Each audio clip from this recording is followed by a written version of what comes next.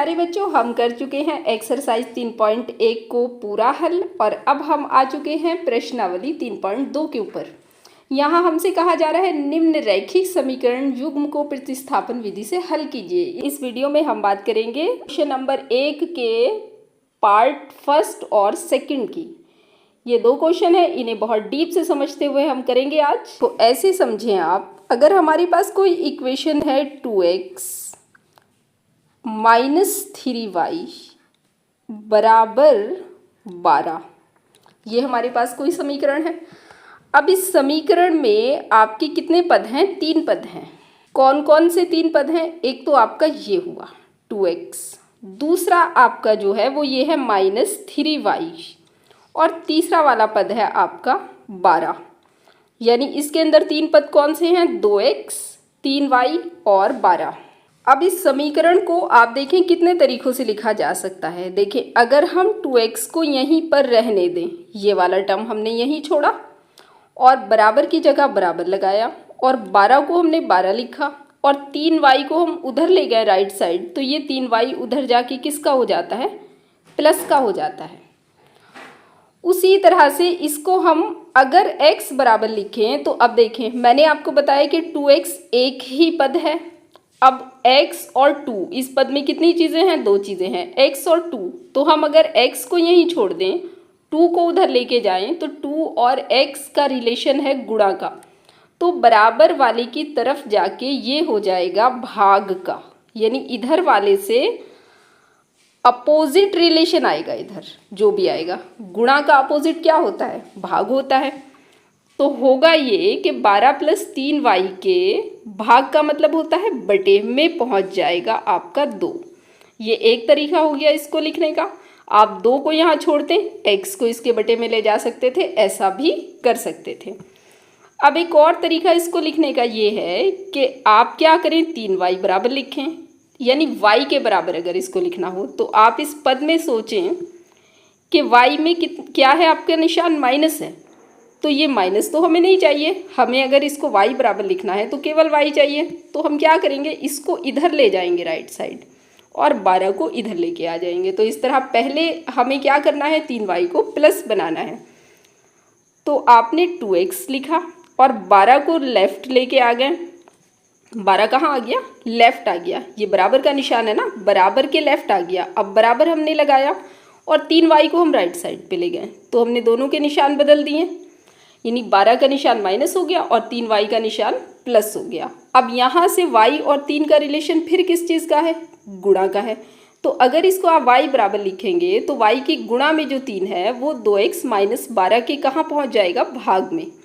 तो ये आपका बनेगा 2x - 12 बटे 3 बराबर y।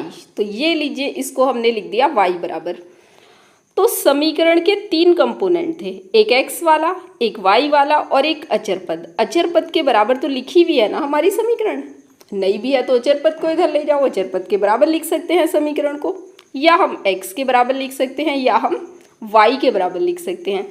क्या ये सभी जो हैं ये अलग अलग समीकरणें हैं? बिल्कुल भी नहीं। ये सभी समीकरणें इस समीकरण का ही एक रूप हैं। तो आपको पता चला कि एक समीकरण को कई शक्लों में लिखा जा सकता है। भाई, इसके अगर 2 वेरिएबल हैं तो किसी एक वेरिएबल के बराबर लिखा जा सकता है। तो सबसे पहले जो आपको समझना है वो यही समझना है प्रतिस्थापन विधि के अंदर कि किसी समीकरण को एक वेरिएबल यानी एक चर के बराबर, वेरिएबल किसे कहते हैं? x या y।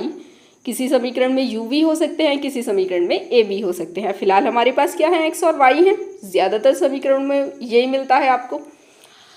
तो किसी समीकरण को किसी एक चर के बराबर लिखना पहला काम होता है प्रतिस्थापन विधि में। अब पहला सवाल करते हैं। अब देखो, पहला सवाल ये है हमारा, ये समीकरण नंबर 1 है और ये समीकरण नंबर 2 है आपकी। अब बताएं कि समीकरण 1 को प्रतिस्थापन शब्द का मतलब क्या होता है? प्रतिस्थापन शब्द का मतलब होता है स्थान बदलना। अब स्थान कैसे बदलना है? देखें, ये 2 वेरिएबल हैं आपके, x और y, 2 चर है ना। इंग्लिश में ज़्यादा बोला करें आप, क्योंकि इंग्लिश में बोलने से मैथ आसान हो जाता है, भले ही आप हिंदी में पढ़ रहे हो। तो अब ये आपके क्या है? 2 वेरिएबल हैं। अब आपने करना ये है कि किसी एक समीकरण को, या तो समीकरण 1 को समझ लीजिए या समीकरण 2 को, यानी किसी एक समीकरण से हमने लिखा समीकरण 1 से, तो किसी एक समीकरण से आपने किसी एक वेरिएबल के बराबर रखना है किसी एक समीकरण को। तो यहाँ अगर हमने लिखा है समीकरण 1 से, इसका मतलब समीकरण 1 को हम किसी एक वेरिएबल के बराबर रखने जा रहे हैं। तो अब ये x है और ये y है, तो आप अगर आप y को इधर छोड़ दें, x को इधर ले जाएं तो भी ठीक है, और अगर आप x को उधर ले जाएं, अगर आप y को उधर ले जाएं, x को इधर छोड़ दें तो भी ठीक है। तो हम क्या करते हैं, हम ये करते हैं कि हमने x को तो यहीं छोड़ा, इस वाली से बात कर रहे हैं ना, तो हमने x वाले को यहीं छोड़ दिया, बराबर को बराबर लगाया हमने, और 14 को 14 ही लिखा। अब हमने यहाँ से y को हटा दिया ना, तो ये जाएगा कहाँ, ये जाएगा बराबर के दूसरी तरफ, और ये उधर जाके काई का हो जाएगा, आपका माइनस का हो जाएगा। ये तो सबको आपको पता ही है कि कोई पद लेफ्ट से राइट जाए या राइट से लेफ्ट जाए तो उसका निशान बदल जाता है। अब ये हमें क्या मिली, x की वैल्यू मिली, यानी हमने क्या किया, हमने समीकरण 1 की शक्ल बदल दी। और कैसे बदल दी शक्ल, कि उसको x बराबर लिख दिया। अब देखें, समझने वाली बात यह है कि अगर आपने समीकरण 1 से लिखा है x बराबर, तो आपने इस x के इस मान को, x बराबर का क्या मतलब है कि x की जगह 14 माइनस y लिखा जा सकता है, तो आपने इसे डालना है 2 में।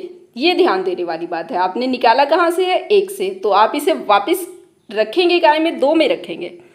तो हम यहाँ लैंग्वेज लिखेंगे x का यह मान समीकरण 2 में रखने पर। ये ध्यान देने वाली बात है कि अगर आप पहली समीकरण से निकाल रहे हैं तो उसे रखें कहाँ, 2 में, और अगर आप दूसरी से निकाल रहे थे तो उसे रखना कहाँ है, आपने पहली के अंदर रखना है। अब जब हम रखेंगे तो अब देखें ज़रा, यहाँ पे सबसे पहले क्या मिला आपको, x मिला। यह है सबसे पहले आपका क्या है, ये x है। अब इस x की जगह आपने क्या रखना है, 14 माइनस वाई, तो x की जगह हमने रखा 14 माइनस वाई, और बाकी आगे क्या करना है, देखो ये माइनस है, ये y है, बराबर 4 है, इसको हमने ऐसे ही उतारना है। ये वाला माइनस वाई कौन सा है, ये x की वैल्यू का है, x की वैल्यू में आया था ना माइनस वाई, एक माइनस वाई यहाँ है, इस बॉक्स के बाहर देखें आप, इस वाले बॉक्स के ग्रीन बॉक्स के बाहर है ना माइनस वाई, और बराबर आपका 4 आ गया। ठीक, अब उसके बाद कैलकुलेशन रह जाती है। अब हम ऊपर से देखने का काम हमारा ख़त्म हो गया, अब हम कैलकुलेशन करते हैं। तो कैलकुलेशन का मतलब क्या है, कैलकुलेशन का मतलब ये है कि जो एक जैसे पद हैं यानी सजातीय हैं, उनको जोड़ या घटा सकते हैं। तो ये एक जैसे हैं, और ये जो हैं आपके, ये जो है ना आपके 14 और 4, तो ये दोनों कैसे हैं, ये दोनों हैं अचर, और ये दोनों y वाले हैं, तो ये कैसे हो गए आपके चर, यानी ये वेरिएबल हैं और ये कांस्टेंट है। इंग्लिश में हम बोलेंगे वेरिएबल और कांस्टेंट। आपको बताया ना कि मैथमेटिक्स को इंग्लिश में पढ़ना आसान होता है, बेशक आप हिंदी मीडियम का पढ़ रहे हो। तो अब हमें करना ये है कि ये जो दोनों बॉक्स वाली चीज़ें हैं, तो इनको एक साइड कर लेंगे। यहाँ देखें आप, अब आप इधर देखें पेपर पे। अब आपने करना ये है कि ये जो 14 और 4 है, ये बराबर के एक राइट साइड पड़ा है और एक लेफ्ट साइड पड़ा है, जबकि y वाले दोनों एक ही साइड हैं। तो हम y वालों को इधर ऐसे ही लिख लेते हैं, y माइनस वाई, और बराबर 4 अपनी जगह है, और 14 को लेफ्ट से उठा के राइट में ले गए, तो ये 14 उधर जाके काई के हो जाएंगे, माइनस के, बिकॉज यहाँ पे कोई निशान नहीं है, तो काई का है प्लस का, तो जब राइट साइड जाएगा तो निशान बदल जाएगा। अब क्या करना है, देखें ये निशान एक जैसे हैं तो इनको जोड़ देंगे। अब ये है y और y, तो यहाँ पे कोई इसका गुणांक नहीं है, तो क्या समझा जाएगा, 1, यहाँ पर भी 1 और यहाँ पर भी 1, तो 1 और 1 कितने हो जाते हैं आपके, माइनस के 2y। एक जैसे निशान को जोड़ते हैं ना, और ये निशान कैसे हैं, अलग अलग हैं, तो इन दोनों को क्या करना है, घटाना है। तो घटाएंगे तो ये कितने बचेंगे, माइनस के 10। घटाओगे तो आप 14 में से 4 को ना, चाहे कुछ भी पहले लिखा हो, बड़े में से जो बड़ी संख्या है आपकी 14 है ना, तो 14 में से 4 को घटाएंगे तो जिस में से घटाते हैं उसी का निशान आपको जवाब में मिलता है। तो अब ऐसा करने से माइनस कट हो गया, और 2 पंजे 10, तो ये आपका y बराबर कितना आ गया, 5 आ गया। ये मिली है हमें y की वैल्यू, y का मान। अब y के इस मान को आप चाहे इसमें रखें इसमें रखें या फिर इस वाले बॉक्स के अंदर रख दें, आपको x मिल जाएगा। यानी कोई भी रटने वाली बात नहीं है, आप कहीं रख दें y का मान, आपको क्या मिल जाएगा, x मिल जाएगा। आप कहेंगे x का मान तो पहले ही आ गया था। ये जो x का मान है ना, ये x का मान नहीं है, एक्चुअल में ये क्या है, समीकरण है। क्योंकि इधर y आ रहा है ना, मान किसे कहेंगे, देखो मान इसे कहेंगे कि जैसे y बराबर 5 आ गया तो 5 क्या है, आपका अचर है, कांस्टेंट है। लेकिन यहाँ जो x बराबर आ रहा है तो उसमें फिर से y आ गया, तो ये फिर से चर आ गया ना। तो यानी आपका जो x का मान है वो भी कैसा आना चाहिए, अचर आना चाहिए। तो ये क्या है, असल में समीकरण है। बहुत से टीचर इसको समीकरण नंबर 3 डाल देते हैं, आप चाहें तो इसको समीकरण नंबर 3 डाल सकते हैं। ये डाल दिया समीकरण 3। तो आप इसको समीकरण 3 से, अच्छा समीकरण 3 में कर क्या रहे हैं, समीकरण 3 से x का मान निकालना है। तो समीकरण 3 से आप इसमें भी रख सकते हैं, इसमें भी रख सकते हैं, इसमें भी रख सकते हैं, रटने वाली कोई बात नहीं है। x को हमने x लिखा, बराबर को हमने बराबर लगाया, 14 को हमने 14 लिखा और माइनस को हमने माइनस भी लिखा। और अब हमें क्या मिला, y। तो y की जगह हमने क्या आया है, 5 आया है। तो y की जगह हमने क्या डालना है, 5 डालना है। 5 आया ना y का मान, तो हमने इसकी जगह 5 रख दिया। तो अब x बराबर 14 में से 5 गया तो आपके कितने आए, 9 आ गए। इस तरह से हमारा हल निकल के आ गया, x बराबर 9 और y बराबर 5। हल सही है या नहीं, ये कैसे चेक करेंगे, देखो इसमें रख लो, ये तो सबसे आसान थी ना। x की जगह कितना रख लो, 9 रख लो। यहाँ पर आप क्या सोचें, 9 सोचें। और y की जगह कितना है, 5। 9 और 5 को अगर जोड़ें तो 14 आएगा ना। यानी पहली समीकरण हमारी क्या हो रही है, संतुष्ट हो रही है। इसे कहते हैं संतुष्ट हो रही है, सेटिस्फाई हो रही है। और दूसरी समीकरण में देखेंगे तो x की जगह आप क्या रखें, 9 रखें, y की जगह आप क्या रखें, 5 रखें। तो 9 में से 5 गया, बीच में माइनस है ना, तो घटाएंगे, 9 में से 5 गया तो कितने आए, 4 आए। यानी हमारी दूसरी समीकरण भी फिक्स हो रही है, सेटिस्फाई हो रही है। तो हम कह सकते हैं कि हमारी ये जो वैल्यू निकल के आई हैं, x बराबर 9 और y बराबर 5, यही इस समीकरण का हल है। हल मतलब चरों का मान निकालना। हल किसे कहते हैं, चर के मान निकालने को कहते हैं। दो चर यूज हो रहे हैं, दोनों का मान निकल के आ गया तो ये हल हो गया। अब बात करते हैं बच्चों क्वेश्चन नंबर 2 की। तो क्वेश्चन नंबर 2 में हमें पहली समीकरण ये दी है और दूसरी समीकरण हमें ये दी है। अब करना क्या है, आपको याद रहा ना, किसी एक समीकरण को किसी एक चर के बराबर लिखना है। तो अगर हमारा पहला जो समीकरण है उसको हम s बराबर लिख लें तो t 3 के पास जाके प्लस का हो जाएगा। तो हम लिखेंगे समीकरण 1 से, हमने s को इधर ही छोड़ना है, t को हम 3 की तरफ ले जाएंगे। तो ये हमारा बनेगा s बराबर 3 + t। अब ये बताइए, क्या ये कोई नई समीकरण है, बिल्कुल भी नहीं। समीकरण 1 का ही लिखने का एक तरीका है कि उसको s बराबर लिख लिया गया है। तो ये s का मान किससे आ गया, समीकरण 1 से आ गया। और अगर ये मान समीकरण 1 से आया है तो इसे आपने रखना कहाँ है, समीकरण 2 के अंदर रखना है। तो हम ये लिखेंगे यहाँ, s का मान समीकरण 2 में रखने पर, यानी आपने अगर 1 से निकाला है तो 2 में रखिए और अगर 2 से निकाला है तो 1 में रखना था। फिलहाल हमने 1 से निकाला तो रखेंगे कहाँ, 2 में रखेंगे। अब देखो ये क्या बनेगी, ये एक भिन्न बन जाएगी। समीकरण 2 भिन्न की शक्ल में है ना। देखो बहुत से लोग क्या करते हैं, इस भिन्न को यहीं पे सॉल्व कर लेते हैं। मैं आपसे ये कहूँगी कि इस भिन्न को आप यहीं पे सॉल्व मत कीजिए। वजह उसकी क्या है, वजह उसकी ये है कि ये सवाल आया ही इसलिए है ताकि आपको भिन्न की कैलकुलेशन सिखा सके। भाई पूरे मैथ में भिन्न की कैलकुलेशन कितनी है, बहुत ज़्यादा है। और अगर आप भिन्न की कैलकुलेशन से ऐसे ही डरते रहें तो फिर तो ज़िंदगी में कभी सीख ही नहीं पाएंगे, यानी मैथमेटिक्स कभी पढ़ ही नहीं पाएंगे। तो भाई इसको सीखना है, स्किप करके इसका मोड नहीं बदलना, इसको सीखना है ताकि आप ट्रिगोनोमेट्री, मेंसुरेशन जैसी चीज़ों को ध्यान से समझ सकें, अच्छे से कैलकुलेशन कर सकें। अगर आप यहाँ से भिन्न की कैलकुलेशन नहीं सीखते हैं तो स्टैटिस्टिक्स में, मेंसुरेशन में और आपका ट्रिगोनोमेट्री में बहुत बुरी तरीके से फंस जाएंगे। इन तीनों टॉपिक के अंदर आप इतनी बुरी तरीके से फंस जाएंगे कि फिर आपको कुछ समझ में नहीं आएगा चल क्या रहा है। तो मेरा पर्पज़ ये है कि आपको फ्रैक्शन की कैलकुलेशन चैप्टर 3 पूरा होते होते समझा दूं तो ध्यान से समझिए, इस फ्रैक्शन को हम चेंज नहीं करेंगे, फ्रैक्शन में ही रख के कैलकुलेट करेंगे।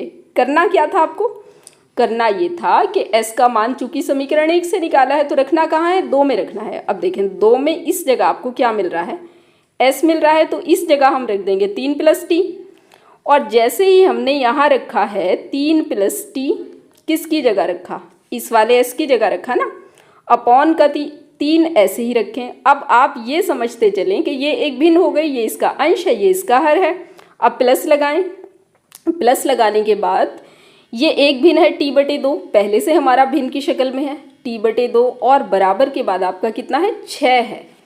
अब देखो कैसे करते हैं भिन्न को सॉल्व, ध्यान से समझो बिल्कुल। देखो भिन्न को सॉल्व करने के लिए ये पहले चेक करें कि दोनों भिन्नों के बीच में ये निशान काहे का है, प्लस का है। जब भी ये निशान प्लस या माइनस का है तो आपने इनके हरों को एक जैसा करना है। अब हरों को एक जैसा करने के लिए हम क्या लेते हैं, एलसीएम लेते हैं। ज़रूरी थोड़ी आप हर बार एलसीएम लें, भाई आप ये बताएं कि 3 और 2 का पहाड़ा अगर आप पढ़ते जाएं तो 2 तिया 6 और 3 दूनी 6। 6 ऐसी संख्या है जो 3 के पहाड़े में भी आती है, 2 के पहाड़े में भी आती है। आप कहेंगे 12 भी है ऐसी संख्या, 18 भी है ऐसी संख्या, तो भाई हमने कौन सी ले लेनी है, सबसे छोटी वाली ले लेनी है। तो हम क्या लेंगे, इसको 6 ले लेंगे। ठीक हो गया। अब मुझे ये बताएं कि 3 को हमने क्या बना लिया, 6 बना लिया, दोनों का बटा 1 ही लिख दिया हमने। 3 को भी कितना लिख दिया, 6 लिख दिया, और 2 को भी कितना लिख दिया, 6 लिख दिया। तो अब आप खुद ही बताएं कि इस 3 को 6 बनाने के लिए किससे गुणा करनी पड़ी होगी, 2 से। 3 दूनी 6 होते हैं ना। तो आपने क्या करना है कि हर तो हमने बना दिया 6, अंश को भी, और अगर आपको नहीं पता चला कि किससे गुणा करनी है तो इस 3 से इसको भाग दे लिया करें। देखो 6 भाग 3 जब हम करेंगे तो कितना आएगा, 2 आएगा ना। तो इस तरह से यहाँ पे हमने ये वाला 2 लिखा, उसी तरह ये t लिखें। और अब आपको नहीं पता चल रहा है कि इसको काहे से गुणा करनी है, तो 2 से 6 को भाग करें, 6 भाग 2। अब 2 तिया कितने होते हैं, 6 होते हैं, तो इसका मतलब इंटू में यहाँ कितना आएगा, 3 आएगा। और बराबर कितना चल रहा है, ये वाला 6 जो चल रहा है उसको वैसे ही लिख लें। एक बार से फिर से समझ लीजिए इसको। देखो जब भी कभी दो भिन्नों के बीच में प्लस या माइनस का निशान हो तो आपने क्या करना है, उनके हरों को देखना है। एक जैसे हैं, एक जैसे अगर होते तो हम इसको और इसको जोड़ के लिख देते हैं, जैसे ये टी इस टी में जुड़ जाता। अब क्योंकि ये एक जैसे हैं ही नहीं तो पहले हमें क्या करना है, इन्हें एक जैसा करना है। अब एक जैसा करने के लिए क्या लेते हैं, एलसीएम लेते हैं। एलसीएम के लिए ज़रूरी नहीं है कि आप हर बार पेपर पेन उठा के लिखो, भाई ऐसी संख्या ढूंढ लो जो 3 के पहाड़े में भी आती हो, 2 के पहाड़े में भी आती हो। अब ऐसी संख्या कौन है, 6 है। अब आप कहेंगे 12 भी तो है, 18 भी तो है, तो ऐसी तो संख्याएं फिर अनंत जाएंगी। तो सबसे छोटी वाली ले लेते हैं 6, वही एलसीएम है सबसे छोटी संख्या। अब जैसे हमने यहाँ 6 लिखा तो इसको हमने ऐसे ही उतार लिया। अब इंटू लगाना है। अब आपने ये करना है कि जब भाई 3 से 6 बना है तो किसी संख्या से गुणा की गई होगी, और किससे गुणा की गई होगी ये जानने के लिए आप 3 से इस 6 को भाग दे लो, तो ये 2 आया ना, तो आपको पता चल गया कि 2 से गुणा की गई होगी, तो इंटू करके 2 लिख दिया। फिर उसी तरह ये प्लस उतारा। अब ये टी को टी लिखा। अब इसका बटा भी हम 6 लिख चुके ना, बटा हम सेम कर चुके थे पहले ही। अब हमें ये जानना है कि इसको काय से गुणा की गई होगी कि ये 6 बन गया, तो ऑब्वियसली 3 से गुणा की गई होगी ना। और अगर आपको नहीं समझ में आ रहा है किस संख्या से गुणा की गई होगी तो आप 6 को 2 से भाग दे के देख लो, 3 आ गया ना। तो इसलिए हमने यहाँ कितना लिख दिया, 3 लिख दिया और बराबर 6। अब हम अंदर गुणा करते हैं इसकी।